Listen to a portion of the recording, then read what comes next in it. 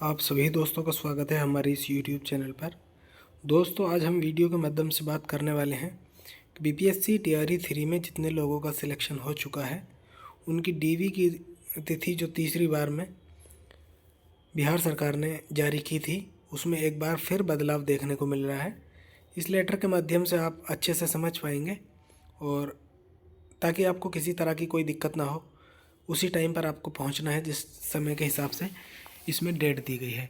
उससे पहले ही आपके लिए एक न्यूज़ ये रहती है कि जब आपकी काउंसलिंग होगी तो आपका स्लॉट और आप जो तिथि उसमें दी जाएगी उसकी सूचना आपको पहले ही 2 या 3 दिन पहले एसएमएस के माध्यम से सरकार द्वारा दी जा रही है।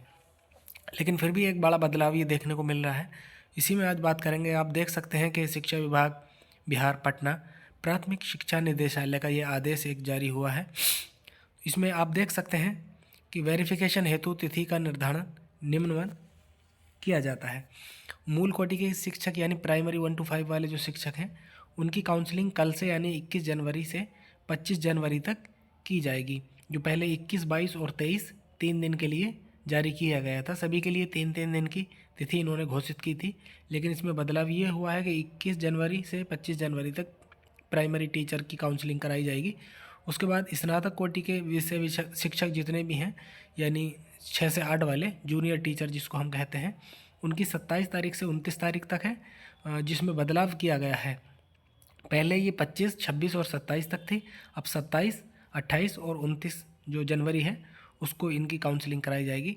उसके अलावा टीजीटी की बात करें हम, कक्षा 9 और 10 के जितने भी शिक्षक हैं उनकी काउंसलिंग 30 जनवरी से लेके यानी 30 जनवरी, 31 जनवरी और 1 फरवरी यानी 3 दिन कराई जाएगी। उसके अलावा क्रम संख्या 4 में है पीजीटी शिक्षक जो 11-12 के शिक्षक हैं उनकी काउंसलिंग 4 फरवरी से लेकर 5 फरवरी यानी 2 दिन में कराई जाएगी। पिछली बार ये तिथि जो थी 3-3 दिन के लिए घोषित की गई थी।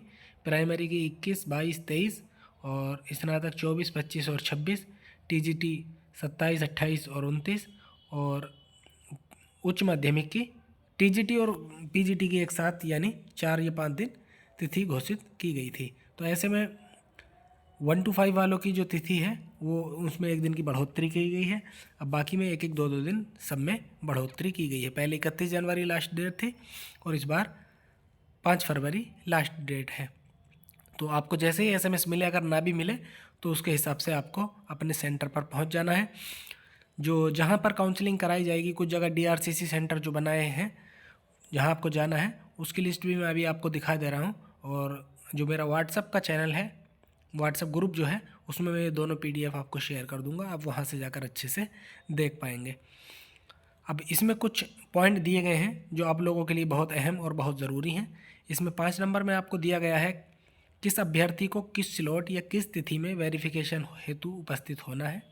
इसका निर्धारण मुख्यालय स्तर से किया जाएगा तथा ये विभागीय वेबसाइट पर उपलब्ध होगा। साथ ही इसकी सूचना अभ्यर्थी को एसएमएस के माध्यम से दी जाएगी। जैसा कि आप लोगों को 21, 22, 23 और आज 24 तारीख तक के भी मैसेज आपको प्राप्त होने शुरू हो गए हैं। आज रात तक 24 तारीख तक के मैसेज सभी को मिल जाएंगे। तिथिवार एवं स्लॉटवार अनुशंसित विद्यालय अध्यापक की सूची शिक्षा विभाग की वेबसाइट पर उपलब्ध अपलोड की जाएगी, वहाँ वो उपलब्ध रहेगी, आप वहाँ से भी चेक कर सकते हैं। अगर किसी के पास कुछ हमारे टीचर ऐसे हैं जिनका सिलेक्शन हो गया है लेकिन जो नंबर वो यूज़ कर रहे थे उस टाइम पे जो उन्होंने डाल दिया था किसी कारणवश वो बंद हो गया, खो गया है, अगर आपके पास वो मोबाइल नंबर पर सूचना नहीं मिल रही है तो तिथिवार और स्लॉटवार जो आपकी सूची है वो वेबसाइट पर उपलब्ध करा दी गई है। और मेरे द्वारा भी जो जिस डिस्ट्रिक्ट की भी मुझे मिल पाई है मैं अपने ग्रुप में शेयर कर रहा हूँ, आप वहाँ ग्रुप से जुड़कर भी सूची देख सकते हैं। उसके बाद तीसरे नंबर पर दिया गया है वेरिफिकेशन हेतु कोई हड़बड़ी एवं आपाधापी ना करें। वेरिफिकेशन की तिथि का अनुशंसित अभ्यर्थियों की वरीयता से कोई संबंध नहीं है। यानी हम लोगों के दिमाग में यही रहता है कि जो पहले काउंसलिंग कराएगा वो वरीय शिक्षक कहलाएगा, यानी जो बाद में हम काउंसलिंग कराते हैं तो वो वरीय शिक्षक नहीं होंगे, जो पहले कराएंगे वो वरीय शिक्षक मानेंगे। तो ऐसे में आप लोग ये ध्यान रखिए, शिक्षा विभाग ने ये सूचना आपको दे दी है कि वेरिफिकेशन के लिए किसी भी तरह की हड़बड़ी या आपाधापी ना करें। जो आपको समय दिया गया है उसी समय अनुसार अपनी काउंसलिंग कराइए, उसमें आपकी वरीयता से कोई भी संबंध नहीं रहेगा। उसके बाद दिया गया है संबंधित अभ्यर्थी वेरिफिकेशन स्थल पर निर्धारित समय अनुसार पहुंचकर वेरिफिकेशन कराएं। वेरिफिकेशन के समय वही अभ्यर्थी उपस्थित होंगे जिनका स्लॉट निर्धारित है, यानी आपको वहाँ भीड़ लगाना या इन सभी कामों से बचना है। जो आपका समय है आप अपने काउंसलिंग स्थल पर पहुँचेंगे, लिस्ट वहाँ पर भी लगी होगी, आपको सूचना भी दे दी गई है।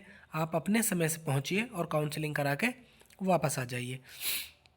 उसके बाद दिया है टाइम स्लॉट के अनुसार काउंटर पर अभ्यर्थी का नाम खुलेगा, वहाँ आपको बुलाया जाएगा लिस्ट के हिसाब से और आपके स्लॉट के हिसाब से आप उसी के हिसाब से अपनी काउंसलिंग कराएंगे। बाकी सभी जितने भी हमारे कैंडिडेट हैं उनको वहाँ इंतज़ार नहीं करके, जहाँ स्थान दिया गया है इंतज़ार के लिए, वहाँ आप वेटिंग रूम में बैठ के अपना इंतज़ार कर सकते हैं।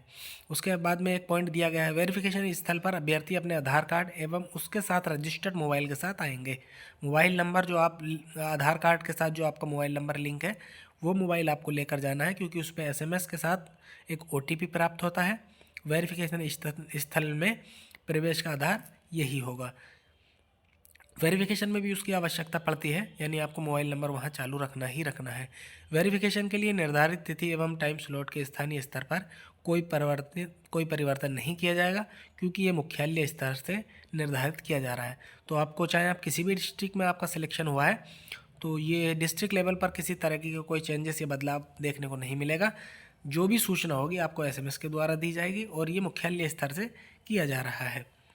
उसके बाद अगला पॉइंट हम देखें तो वेरिफिकेशन के लिए निर्धारित टाइम स्लॉट में अनुपस्थित रहने वाले अभ्यर्थियों के लिए वेरिफिकेशन समाप्ति के निर्धारित तिथि के पश्चात अलग से तिथि एवं टाइम स्लॉट का निर्धारण किया जाएगा। इससे आप ये भी समझ सकते हैं कि जैसे हमारी अभी जो डेट दी गई है उसके आगे फिर से एक बार डेट दी जाएगी, ताकि जो लोग छूट गए हैं उनकी भी काउंसलिंग कराई जा सके। वेरिफिकेशन संबंधित महत्वपूर्ण अनुदेश जो 6 नंबर का हमारा ये कॉलम स्टार्ट हुआ है, यहाँ से आप देख सकते हैं। निर्धारित तिथि को वेरिफिकेशन हेतु उपस्थित होने वाले अनुशंसित अभ्यर्थियों द्वारा निम्न कागजातों को प्रस्तुत किया जाएगा, यानी आपको कौन कौन से डॉक्यूमेंट्स लेकर वहाँ जाना है ये सभी आपको साफ साफ इसमें लिखा गया है, उसी के आधार पर आपको वहाँ पहुँचना है। सबसे पहले आपको देखा जाएगा बिहार लोक सेवा आयोग के विद्यालय अध्यापक नियुक्ति परीक्षा 2024 का मूल प्रवेश पत्र, जो आप एडमिट कार्ड लेकर गए थे उस पर एक हॉलमार्क का जो स्टिकर लगाया गया था, वही एडमिट कार्ड आपको मिनिमम 2 सेट जो जमा होते हैं तो उतनी ही कॉपी भी आपको चाहिए और ओरिजिनल भी चाहिए। एक ओरिजिनल और 2 कॉपी उसके साथ में आपको लेकर आना है। सभी की 2-2 सेट जमा होंगे। जो एक फ़ाइल आती है फोल्डिंग वाली, चारों तरफ से जो बंद रहती है, उसी में आपको डॉक्यूमेंट्स की कॉपी लेकर जाना है और उसके अलावा जो आपका ओरिजिनल है वो लेकर जाना है।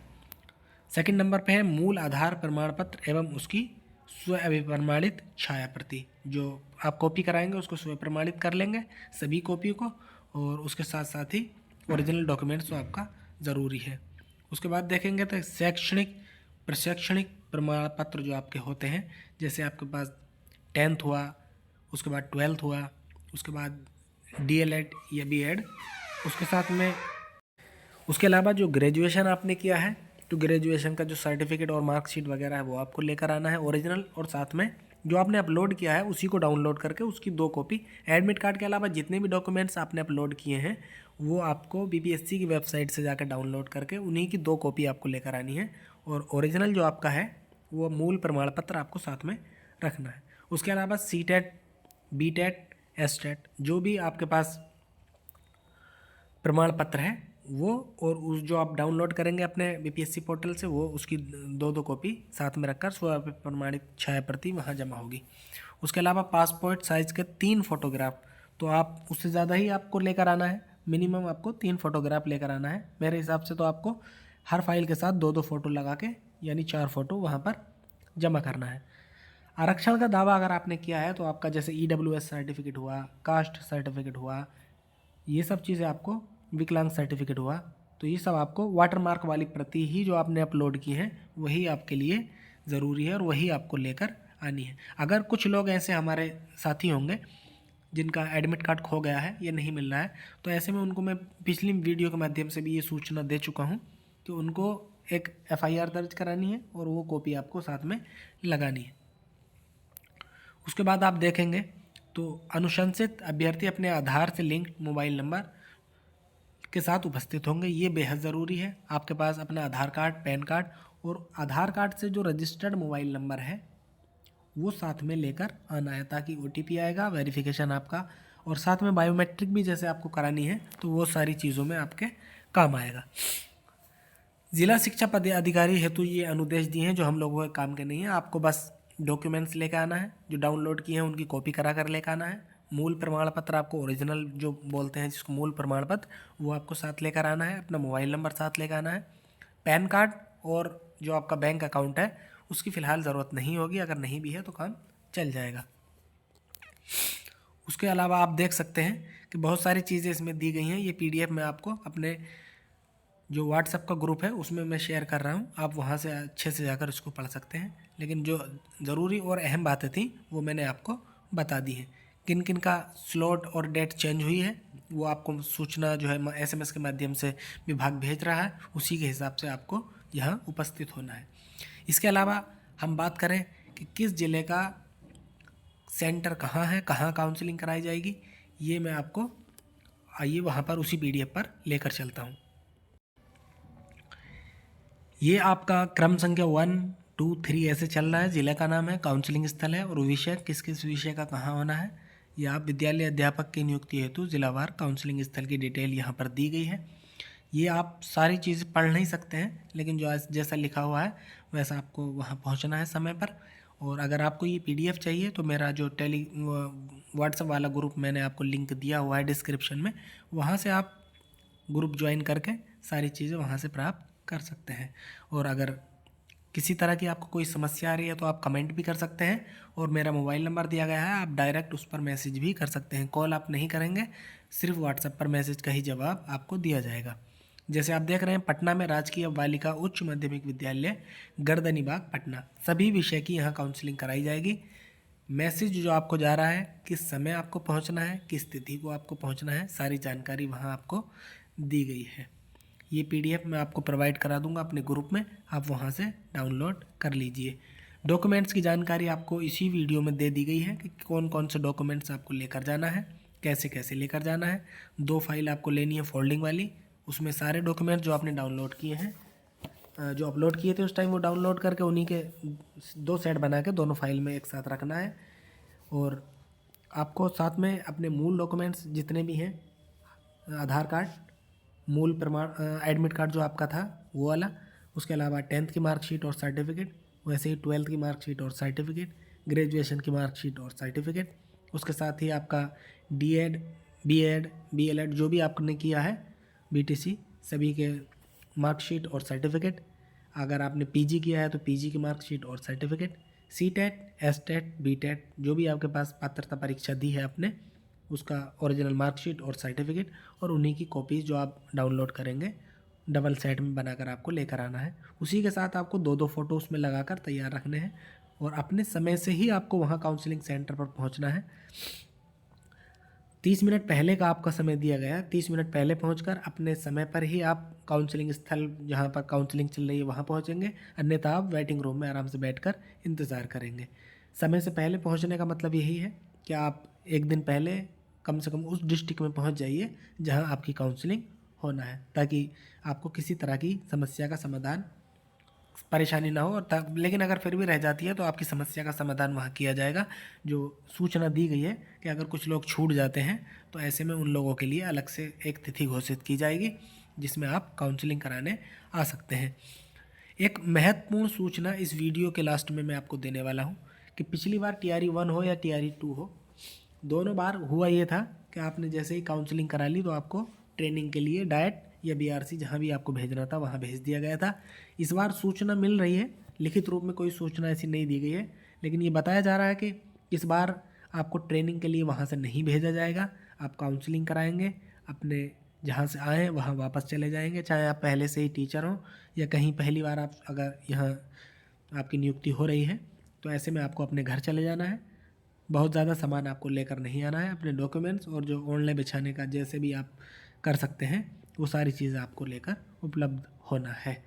वीडियो अगर अच्छी लगी हो तो वीडियो को लाइक करें, दूसरों तक शेयर कीजिए, चैनल को ज़रूर सब्सक्राइब कर लीजिए, क्योंकि ऐसी ही वीडियोस हम समय समय पर आपको पहुंचाते रहेंगे, चाहे आप ज्वाइन होने वाले हों या पहले से आप ज्वाइन हो चुके हों। तो जो भी आपकी समस्या हो आप कमेंट कर सकते हैं, उसका जवाब मैं देने की कोशिश करूँगा। आप सभी का बड़ा बड़ा धन्यवाद वीडियो देखने के लिए। Thank you.